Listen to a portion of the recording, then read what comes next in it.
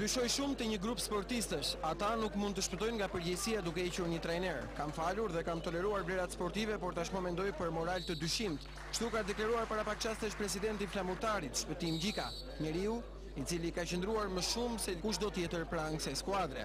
Përposi jashtë të gjitha parashikimeve, Flamurtari merr një tjetër goditje të rëndë në fushën e tij në Vlorë. Teuta e Durrësit befason dhe fiton bindshëm 0-3, teksa në kampin Lonja tashmë ka vërtet probleme.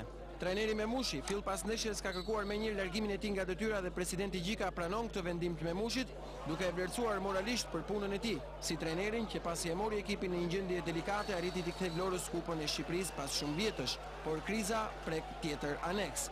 Një 90 minutësh shqipërisë të sillte kthesën për skuadrën vlonjate, por avancon më shumë dëshirën për të parë se çfarë ndodh realisht në skuadrën korrektsisht të paguar. Në gjykimin e Çekajt nga kolegjiumi i Laçit, skuadrat në fush futen me formacione thuajse të plota, teksa vlonjatët prisnin pikë të plota dhe Teuta Josës besonte edhe ajo te fitoria. Dhe në fund, fusha i dha të drejtë kësaj të fundit.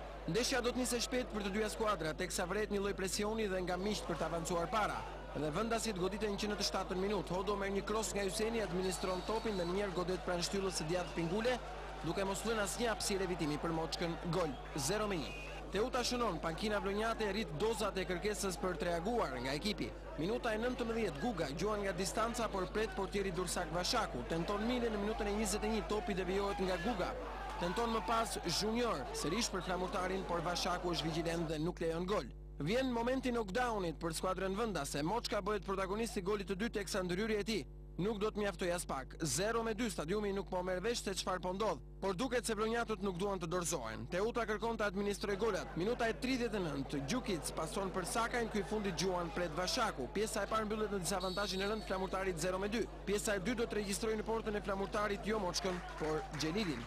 Minuta e 55, Hoxha i Teutës gjuan pret Xhelili. 2 minuta më vonë provon edhe Gjukic, i cili shfare pranë golit, por largoni Meraj duke çuar topin goditje këndi. Tentoi në minutën e 64, dyer Dursakët Mile dhe Hyseni, por pret Xhelili duke grushtuar në të dyja rastet. Sërish Teuta, pasi Flamurtari duket apatik. Minuta e 68, Gjuan Hoxha prek një mbrojtës vlonjat dhe përpaksa nuk shënohet autogoli i dytë. Flamurtari është dorëzuar tërësisht, Teuta nuk frenohet, derisa vjen edhe goli i tretë. Minuta e 2 shtesë, krosi Hodos nga e majta, Mile godet dhe shënon. Përfundimisht 0-3 dhe tashmë Flamurtari është një çështje. Presidenti Gjika dyshon shumë te një pjesë futbollistësh. Java do të ofrojë shumë lëndë për median. Ka ikur trajneri Flamurtarit, është liruar nga detyra stafi.